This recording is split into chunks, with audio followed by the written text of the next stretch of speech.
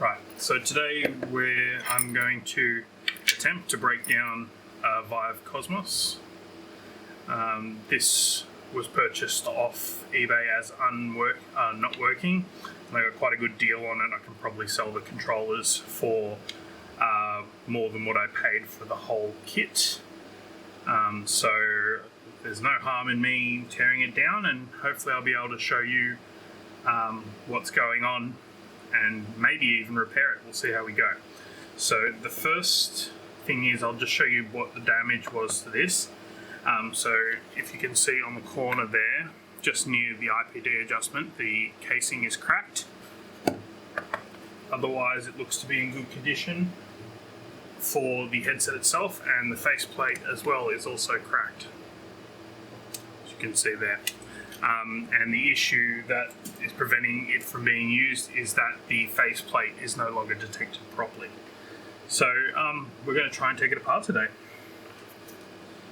And you're going to be coming along with me, so I'm learning too at the same time. And I've just got some basic tools here. Looks like it's mostly Torx bits, so let's get cracking and see how it goes.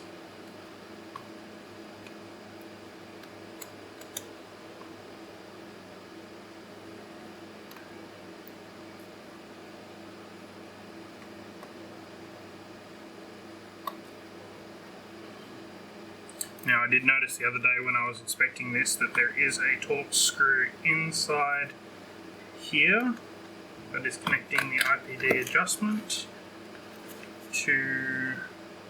Sorry, you're probably seeing my head in view there. Already taken that off now.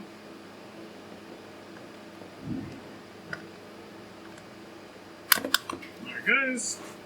That's now out, although I do think I dropped the screw inside. But that's okay, we'll find that when we get it apart. Now, I did notice that there weren't any videos of people taking apart a Vive Cosmos, and there were no iFixit guides either. So I thought, I've got this one, I can get it for basically nothing once I sell off the controllers and a few other things. And I'll have a crack at it. I actually have also on order a Cosmos Elite, so mostly because you can't buy the Valve Index in Australia, or if you can buy it, it's from an importer and it costs 4,500 Australian dollars. So it's a hell of a lot of money. I think it's over $3,000 if you convert that to US, which is a lot more than what they retail for over there.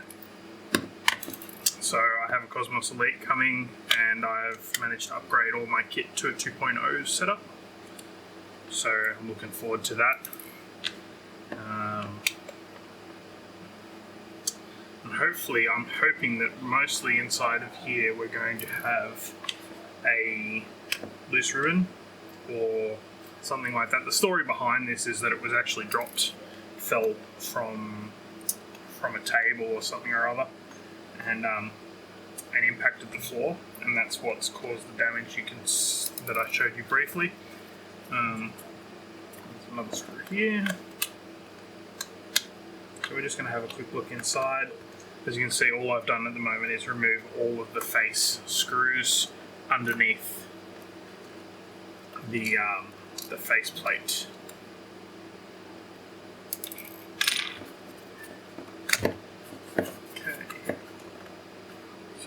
Can't see anything else there.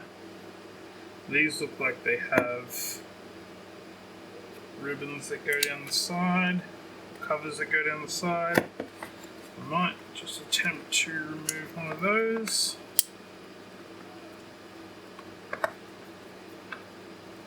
Feel to be any extra screws there. That looks like it's just tape. Okay, so it looks like this is just tape here. That must be covering something else. Yep. Okay, so that's how it's got magnets there that hold. And there's another screw. So I'm guessing that there is a magnet for holding the faceplate in position. And I'll probably just glue that back down with a little bit of something or other later, and I'd imagine this side will be the same. This sticker does seem to run all the way up to there, so hopefully it's covering some more screws. I'm glad that that's just a sticker and not a ribbon cable. I thought that might have been a flat ribbon cable that runs across there, but it's not. So we'll just continue breaking it down.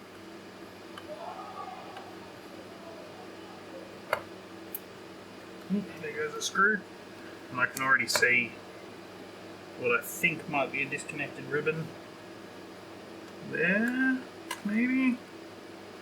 Although there is a pen mark here that looks like this may have already been taken apart, which is not great, but we'll have a little look anyway. There's a couple more screws here, and eventually one day I'll find that one that I dropped on the floor, or we'll just run without one screw.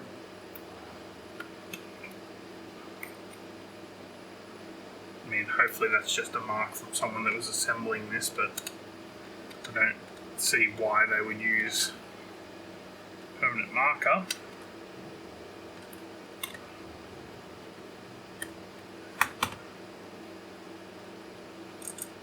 Okay, so that's the one covering the fan.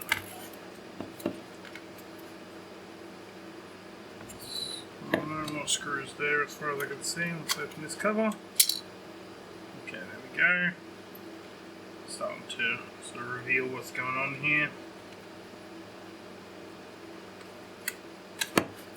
See if this comes apart.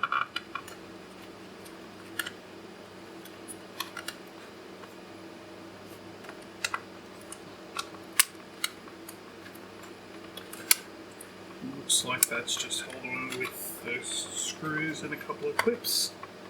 Although this here seems to run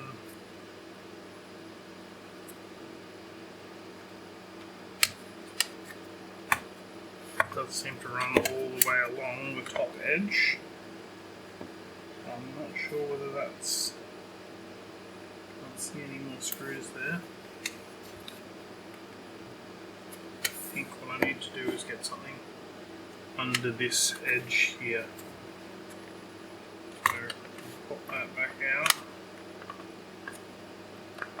Now, I hope you got a good enough view of this. I don't normally film this stuff, but I did sort of notice that there was a lack of guides on how to take this particular thing apart.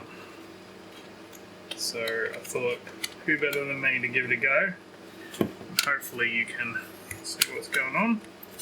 So it feels like there's either clips, possibly some more screws along here. Looks like a clip there. Piece, you can see here, appears to run all the way along the top of the unit to here.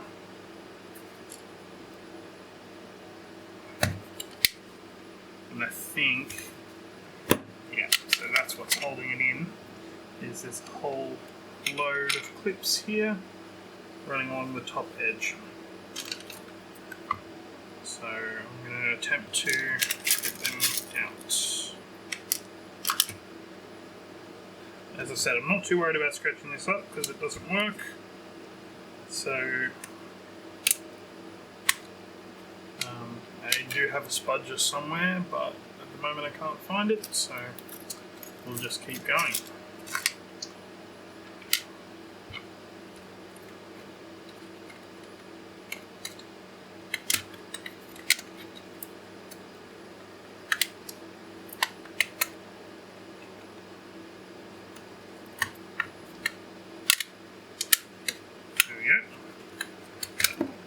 End.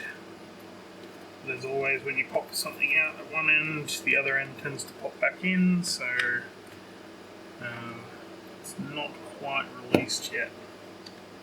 I've got hold of that now. Let's try and back our way back. Now, I'd recommend, if you do actually care about the device, that you use some plastic spudgers. I do have one somewhere, but do you think that I could find it in time to do this video? Probably not. It'll probably like turn up after I don't need it anymore. But that's the way it goes sometimes. Let's see, can I get this side out as well?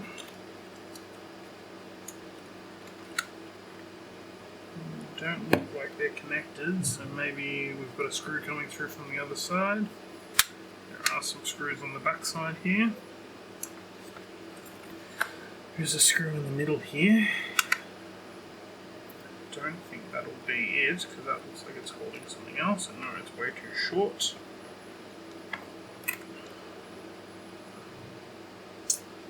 So I don't think that's it. I think it must just come out.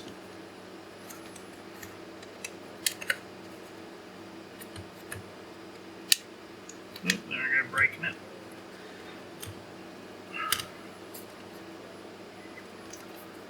Are there any other fasteners? Oops. Sorry, there goes many of my screws.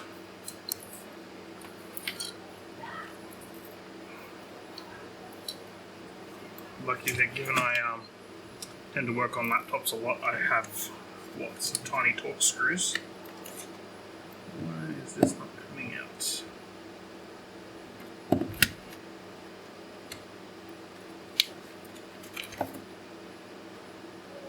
There is a screw in the back there somewhere.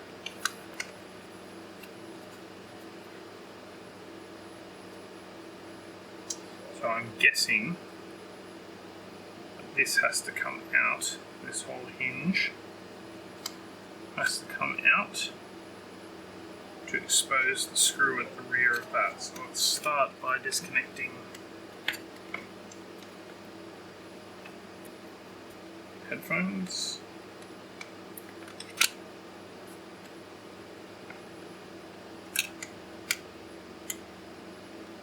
Yeah.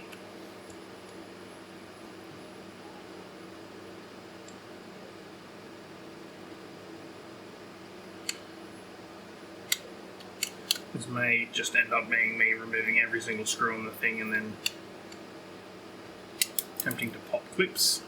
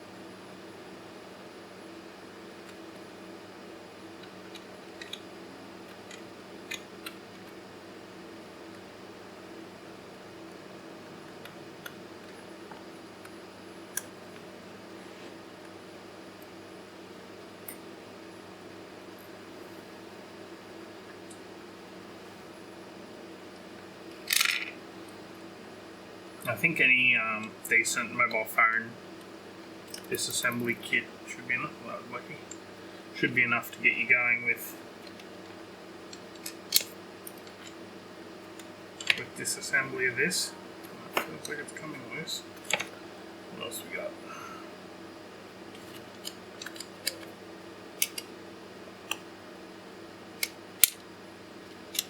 Okay, so that exposes the hinge.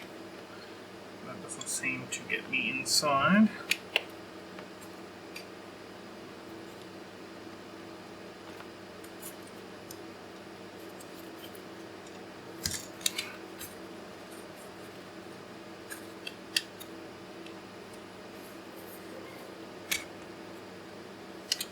It used to be all one part.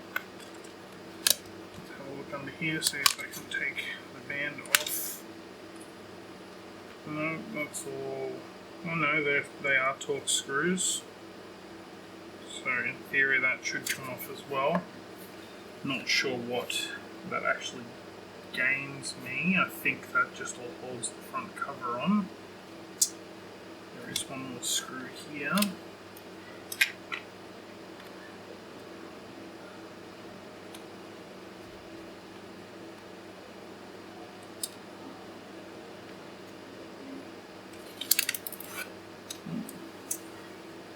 That's alright, save that one. Okay. This is turning out to be a reasonably complex build. Reasonably complex disassembly. Can't see any more screws, but it definitely feels like there's something else holding it together. It's definitely loose now though. Can't see anything else.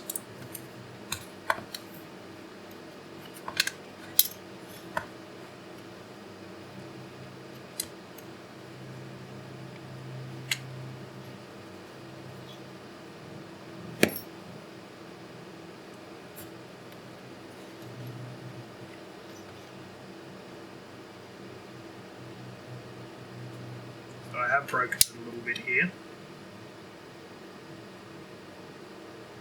It does look like it's just clipped. It's just a deep clip.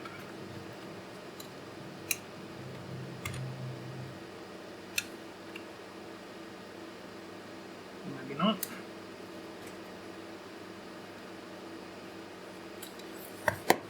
Try and use the light on my camera here to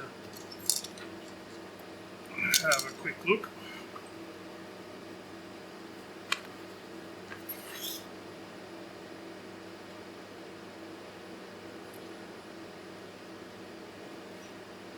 It doesn't look like there are any more screws. So what is holding it on?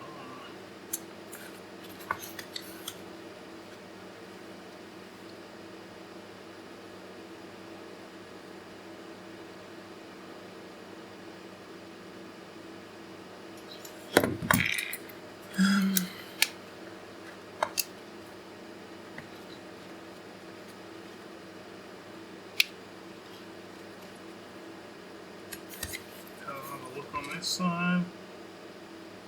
There is plastic in there.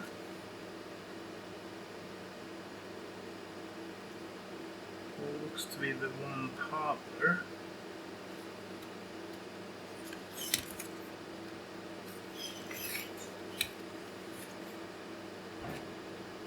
There is a screw. 100% a screw. It looks like it comes from under here somewhere, so I have to get this piece out.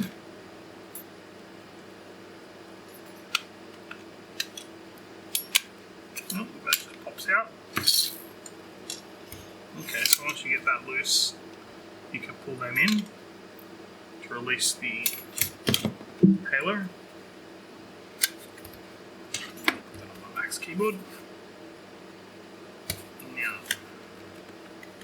with that removed, can I pop?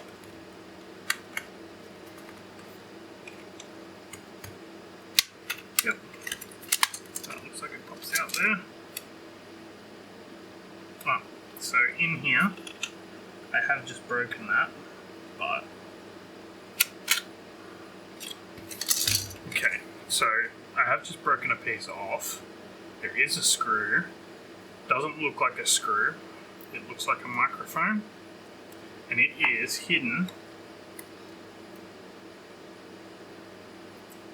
So that's the screw that you're looking to remove, the one that was holding everything up there, and it does screw in to the faceplate. And I will be attempting to get this back into some sort of shape where we can see if it's working. One thing that I am, very curious about if it's good or not is this here, which is the connector. It looks good, but yes, that screw goes through this small hole, through there, and then the faceplate itself, or the faceplate cover piece that I've managed to break, actually has a small hole here, just there, and in that small hole is a screw that's covered by a small piece of tape, so it actually looks more like a little microphone, and it tends not to move with this piece of plastic either, so because it's so firmly attached to the other bit. So for future reference, if you poke through that, you can unscrew it, and then it just comes apart. So as you can see, the headset is mostly apart now. I wonder if that was enough for me to be able to remove the inner assembly. Looks like almost is the answer to that.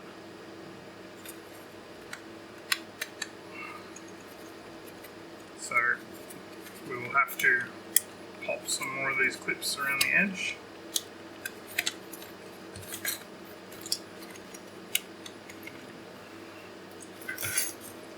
ID card here, probably a better thing to use.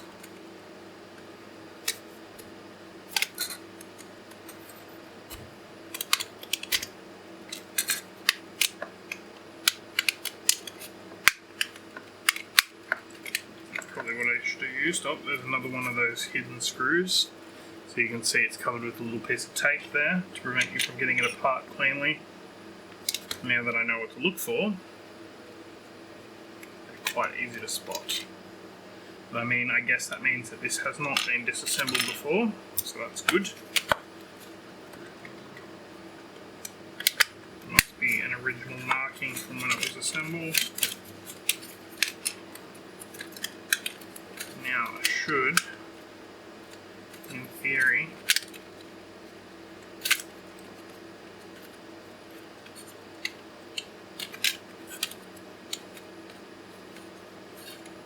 be able to get this out. Can't see why it wouldn't come out. Cannot see any more screws. Feels loose.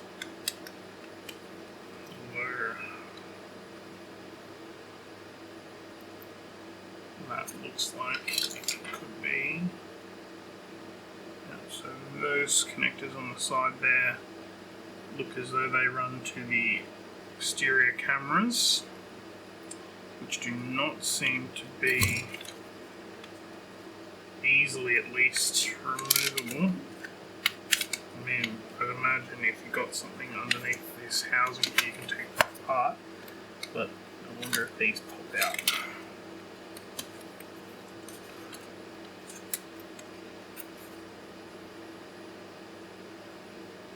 That ribbon looks okay to me.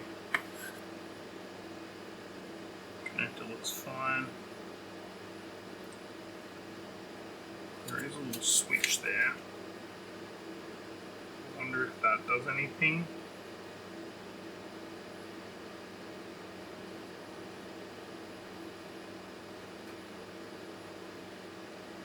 Probably is what detects if this is in the correct place.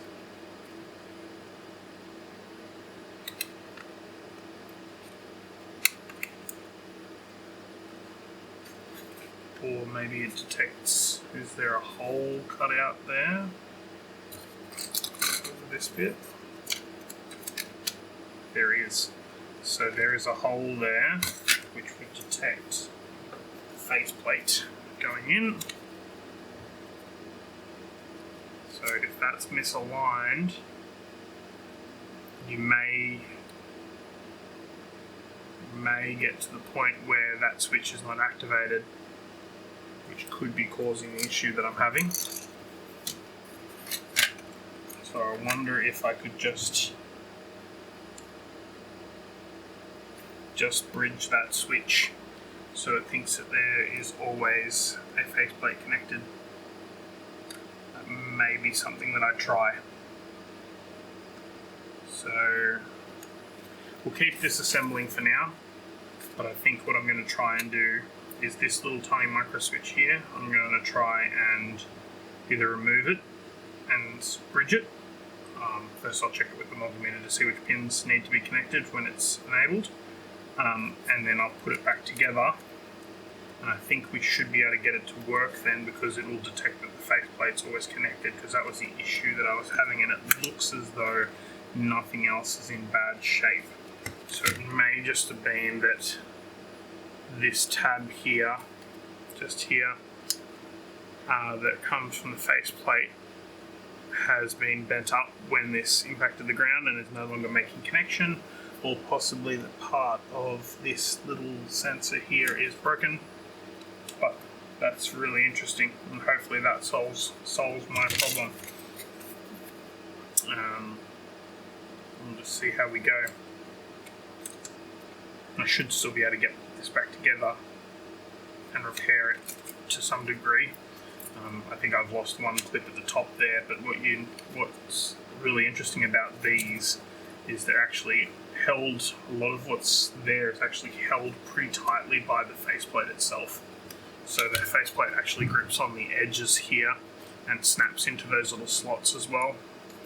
So once it's all back together, even if I am missing some screws or missing some other things, is the faceplate actually squeezes this exterior part and locks it into place. Alright, so are we going to try and take this apart more? So I think what we would have to do for that is take these off, which I believe are just Ziff sockets with little covers on them.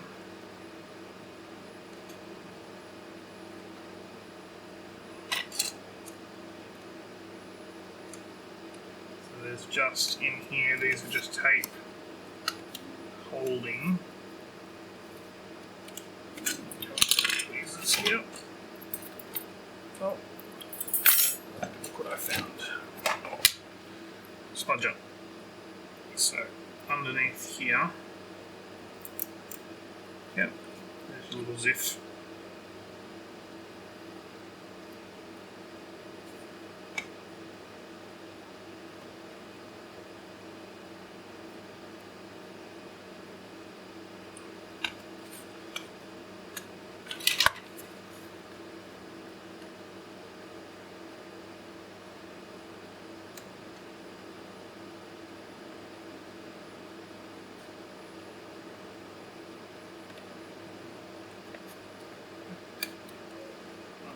It up and out it comes.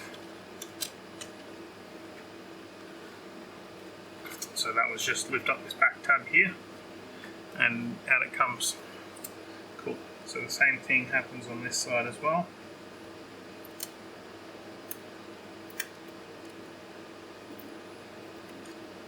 And these look to be in fine shape, so I can't imagine that these will be broken.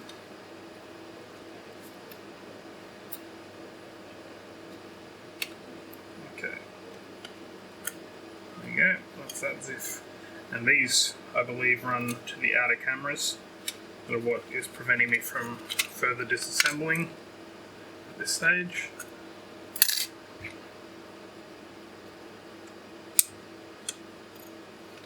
Okay, cool. So that's got most of that free. There are still some things. There's this that's hooking on the bottom here. Hooking on the bottom here. So you can see it's mostly loose now.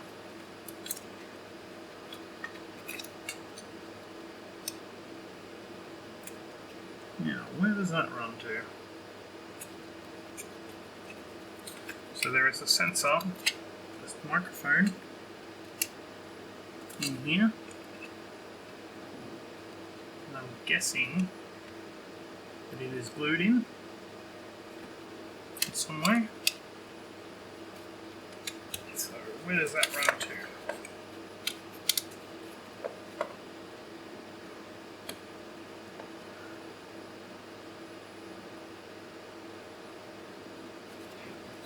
Can't see at the moment what that goes to. It does run under the IPD adjustment. There is definitely a little tiny PCB in there, like a reflect PCB. And I'm guessing that it's the microphone array for this, given that it's just above the nose.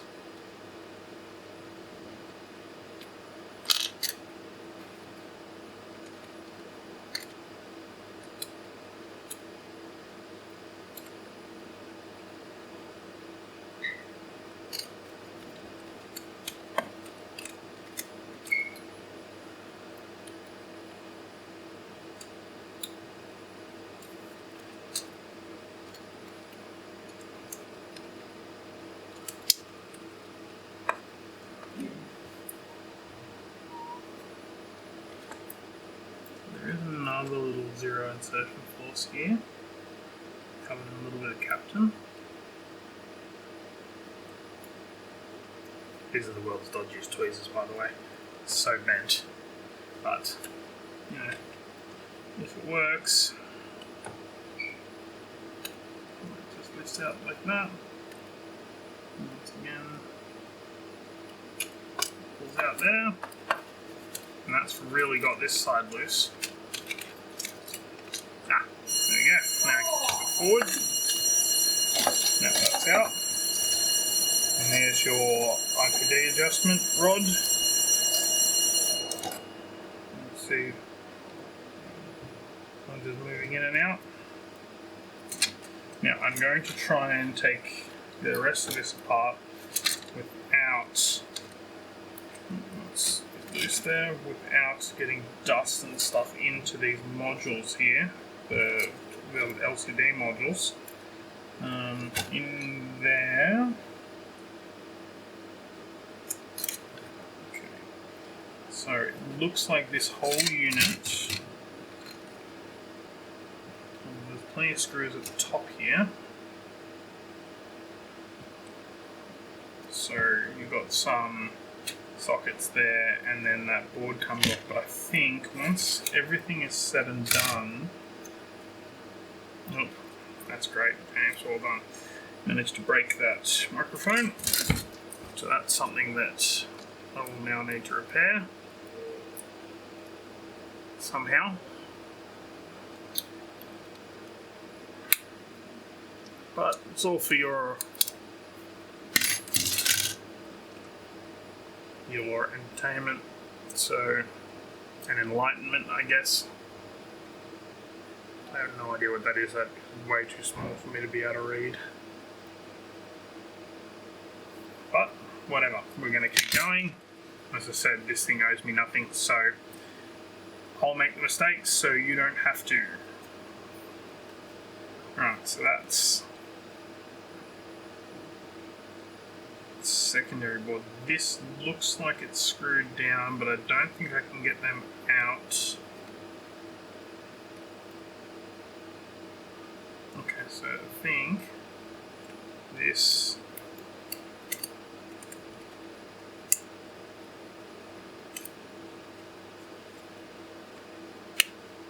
can be moved out of the way.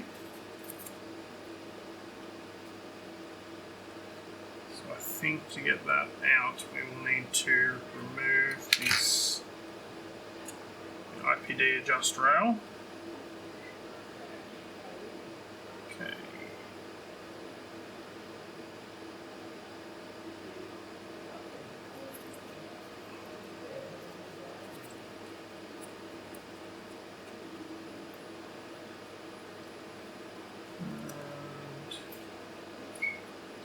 Further screws onto there.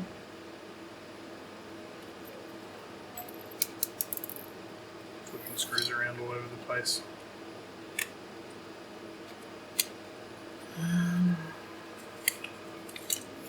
That slides out. So that was just in here. Now, I don't think this one will be the same because it has screws on it. But that does release. But does it release this one?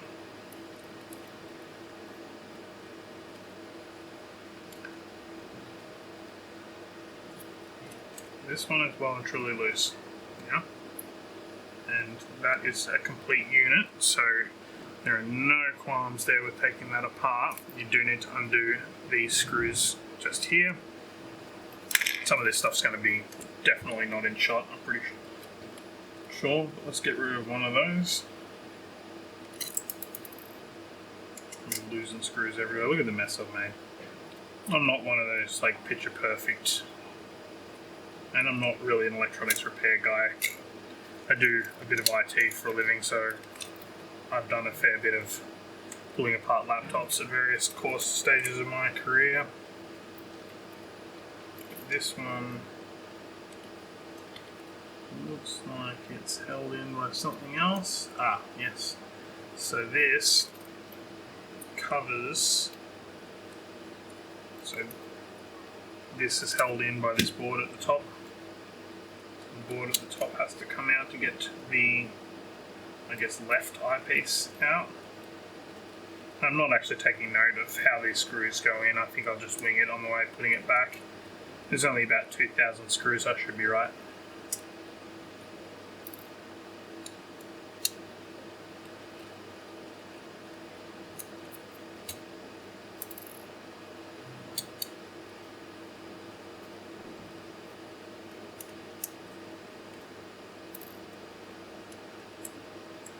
Remember, I am not a professional. I am here to make these mistakes on a headset that doesn't work, so that you guys do not have to. I mean, the headset does partially work, I guess. It doesn't turn on, it just stays stuck in standby mode with the red light on. And I believe this is because the faceplate is not being detected properly, and it will not run, will not turn on without a faceplate. Although, I'm not really sure why, because from what I can see, all of the tracking and everything, I mean, I guess there are 2 extra cameras here, but I'd imagine that most of the positional data comes from, okay, so this is how, that is a little potentiometer. That's why, yeah. So, in here, there's a little sliding potentiometer, and that is how the headset detects the IPD distance of these lenses. So that's what does that. So that makes sense. Now that's disconnected, and we'll disconnect. We're going to take this thing fully apart. I can always watch the video to work out how to get it back together, I guess. Just play it in reverse.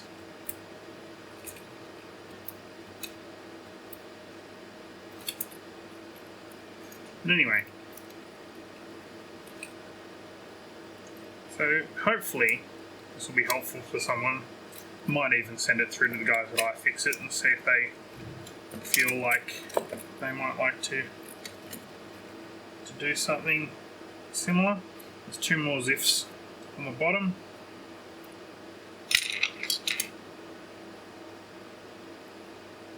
And they're covered with Kapton tape as well.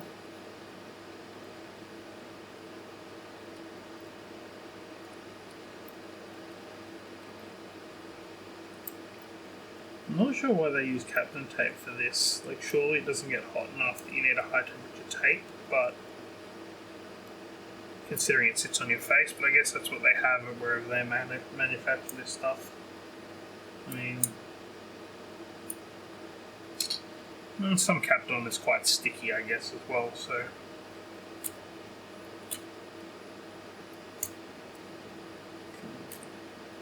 Don't like your chances if you have to take one of these apart often, which I hope you don't, because it's a bit of a screw around, to be honest. Of these zip sockets lasting, it's just lifting the little tabs here, they bend. It's going to be hard to show you, but they're actually very flexible. So I don't like your chances of them surviving. But that's the top board out, the one with the connector for the headset. And if you didn't see before, this was the little micro switch that I was talking about. I'm sorry if this is out of focus, I'm relying on the autofocus of the camera. There's a little micro switch here that detects, gets pushed down by a faceplate being pushed in this way, which touches that and holds it down. And if that stops working, I'd imagine it won't detect that there's a faceplate installed at all. So what I'm planning on doing is I'll test this and see if it works. If it doesn't work, I might even just put a bit of tape over that. Or if it doesn't work altogether, I'll take that off and I will solder the pads together so that it always detects that there's a faceplate installed, because to be honest, I'm not going to be hot swapping faceplates. So if it's off and I plug a faceplate in and then plug the headset in and get it going, I think that should be sufficient. I don't think there's really a need for this unless to detect a faceplate being removed while it's on. Okay, so there you go. That's the front there. Let's see those magnets that I was touching on before. And there's the lenses. That one is almost completely loose. Now they're all completely loose. So I'm guessing, yes, so that rail, the only thing that's really holding that in is the clip around this section here, as far as I can tell. So that just... Sorry, that was my phone going off. Okay, and there is your lenses.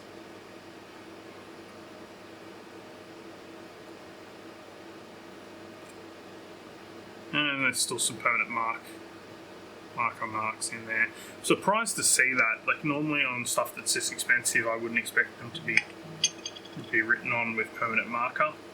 But there you go, and they are complete units. So if you're willing to take these apart, you could, in theory, sell these as a complete unit, or I believe you should be able to take each of these lenses off, one or the other, and sell them.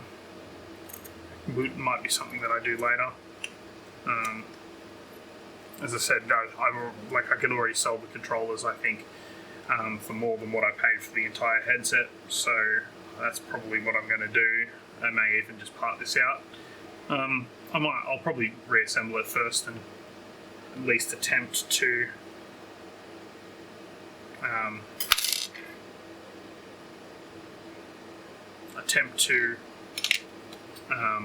get this back together and see if it works. Even without the little microphone piece there, I can't see that being a problem if that doesn't work.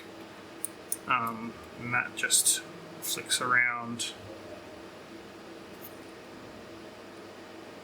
and underneath this board here, which is the next target. So I'd imagine this contains the main camera array. That's your power button there. Alright, so let's take the final board out and then we have a headset entirely completely disassembled.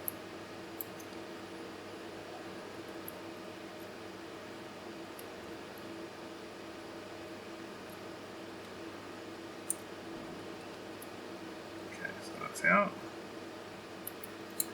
It's disconnected.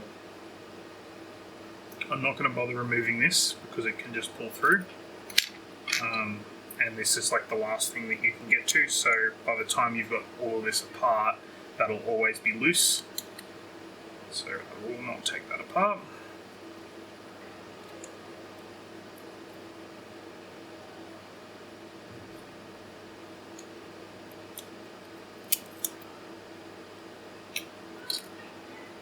So there's some more screws that are hidden under here.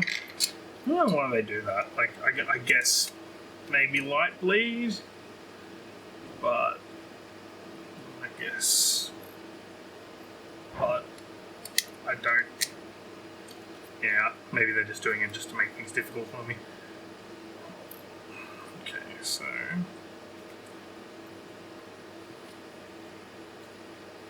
do we think? So these are obviously, given that there's two of them, these are for the cameras. We'll disconnect those.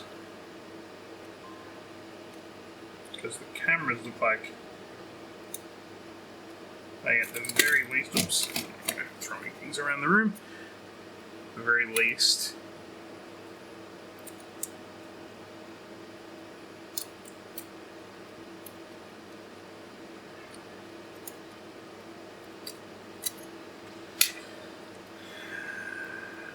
Okay, so that's still not moving at all. So, looks like this, yeah, definitely plastic post under there. Definitely the heatsink clip is also responsible for holding on a large part of this board. So I think that's now loose. How do I get this out? So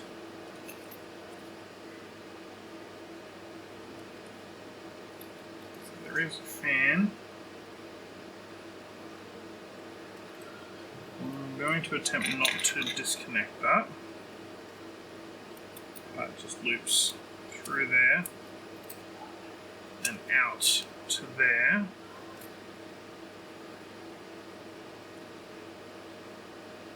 It's retained in place by this clip, which doesn't look like it comes off. So probably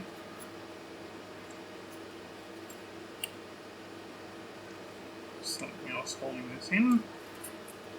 Let's have a little look. Maybe these. No, they don't look as though they go underneath. Through. That screw is out. There is one more. That's the microphone there. Or I hope it's a microphone. It does look like there's a lot of conductors in there for what would be a microphone. Hey, if anyone's got one of these and pulls it apart and breaks it worse than I have and wants to send me a microphone, that would be lovely.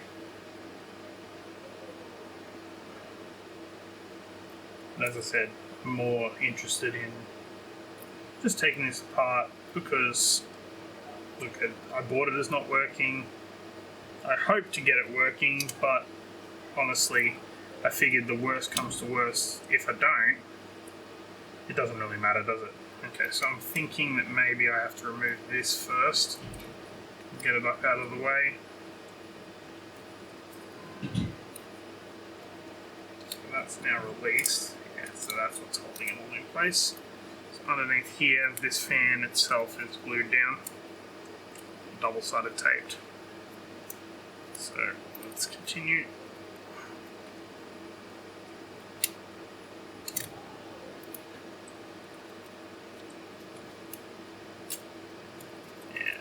So much tape used in things these days.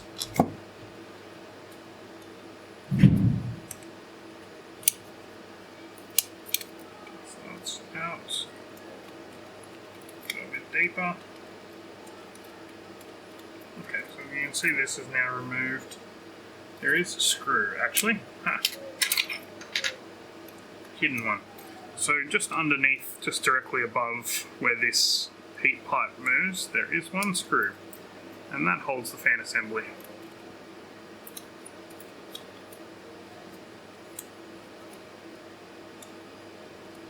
It's kind of hard. I know they don't want people taking these apart that don't know what they're doing like me, but it'd be nice if the screws had like, I don't know, like paint dipped heads or something like that so you could actually see.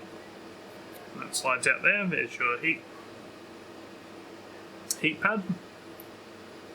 Just like a graphics card or something like that, and looks pretty good to me. Okay, so that's now all loose. There's another screw. Yeah, better. Oh well, I'll find all of them later with a magnet.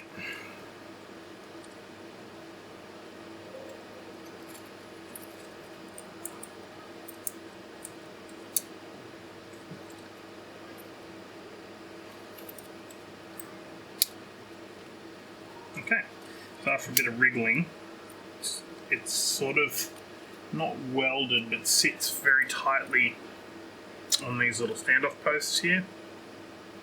And there's one there, there's another one up here in this top corner. So it sits very tightly on those. So hopefully you can see that. Oops, I guess the screwdriver again. Can you tell that I don't do this that often? There's another bit of Captain.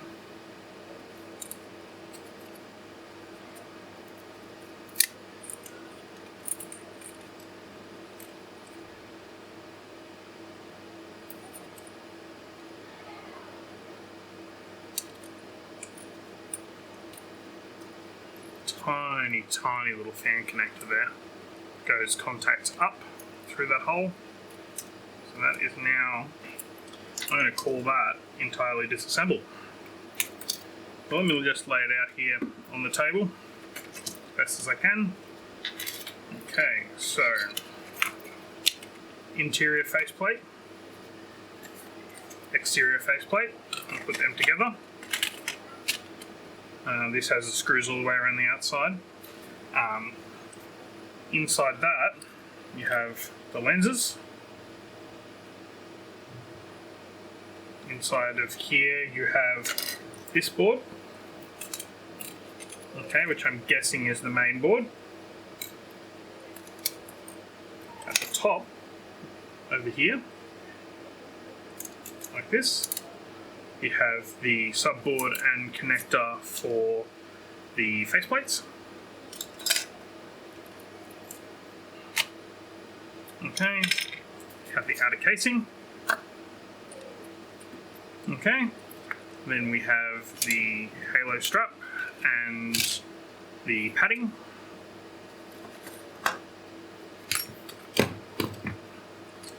The bit that I broke quite badly when taking it apart. Oops, there we go, dropping things again. Is here. Okay, remember that in there is a hidden screw.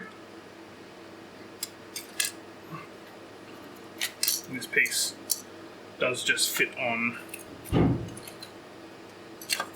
the top here. You can see the little vent for the fan there. That's for cooling the main processor. This piece, apart from this one screw at the end, which is the hidden screw that I was pointing out before, clips into there, and that retains the halo.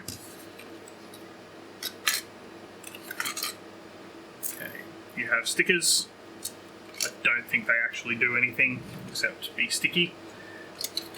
You have covers there and there. You have a spring for the main CPU. You have the main heat pipe. And I've bent that a little bit, but that's okay, I'll get that back into shape. And that cools the main processor. A little clip that covers up these two screws. When you get them exposed, they are actually on springs. You can, probably with a screwdriver when they sit in there, kind of like not that far, like that, and if you're gentle and with a bit of wriggling, you can probably get them to slide out, or maybe if you have a strong magnet, you might be able to put that in there and pull them out to release the halo. There you go. I think that is an entire headset disconnected. There were a couple of parts omitted. One, I already had the headphones taken off. That's fairly self-explanatory, you can take that out. But yeah, that's an entire Vive Cosmos disassembled. Now I'm going to bag up my parts and yeah, I'll refer back to this video to put it back together, I guess, and hope for the best. If I do get it working, and I will post another video, but feel free to watch this for disassembly tips, and then yeah, hopefully you can follow it as a guide to put it all back together too. It doesn't seem like it'd be that hard, but it does take a little while. I mean, I've been at this for about, I don't know, I'm going to guess 40 minutes. I haven't actually looked at the camera to see what the runtime is. But yeah, that's pretty much it. Thank you for watching.